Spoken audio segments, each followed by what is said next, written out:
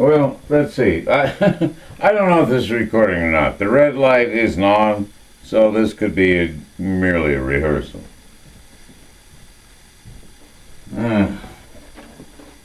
So, what I was going to say was, or is, well, I don't know, something about going to China and my motivations for doing so, which occurred in 2008 for the first time.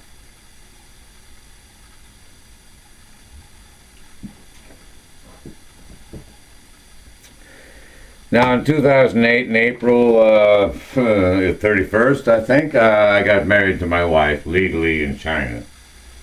We had to go to a municipal building, get it done. It took about 2 hours standing around for one, I don't know, spot to another within this big office.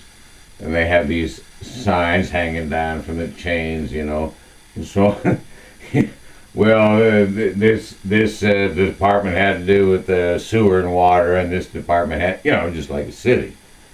And that's what it was. It's basically the city hall. But, we went there to get married, and that's what we did. And so after that, it was done. But then I had to get a visa, or she did, for entry into the United States based on some such circumstances, which, we qualified for. And so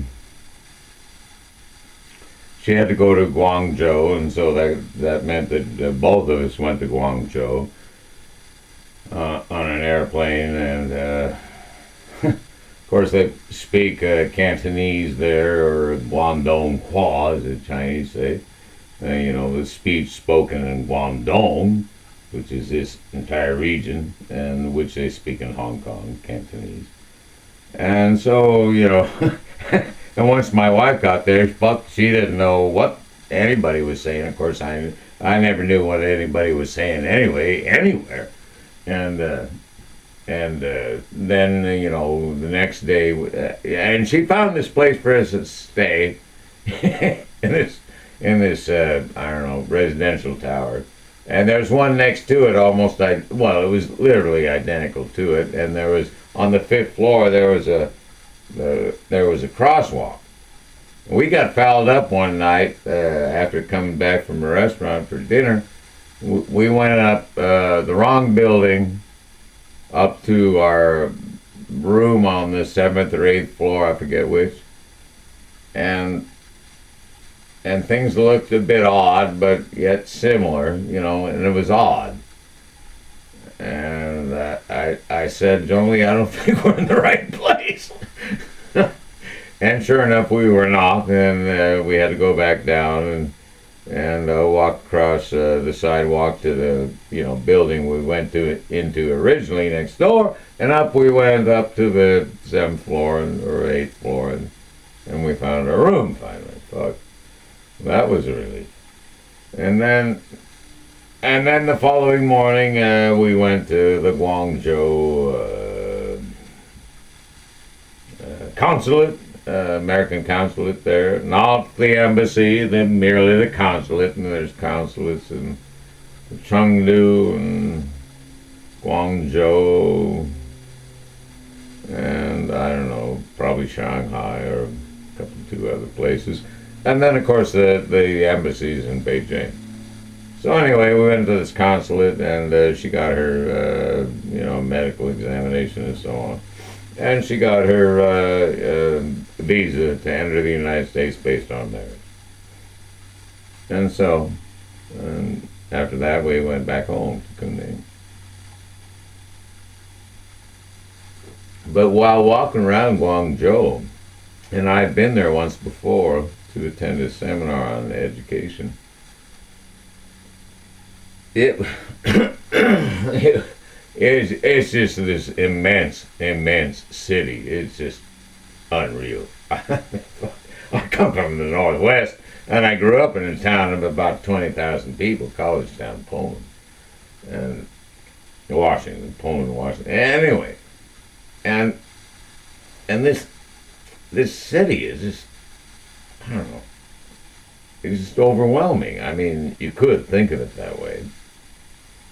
But architecturally, I was looking at all these fucking buildings. You know, I'm scanning around everything like a typical tourist, and taking in the architecture and whatnot. And when I saw all these fucking designs, it just blew my mind away. I couldn't believe it.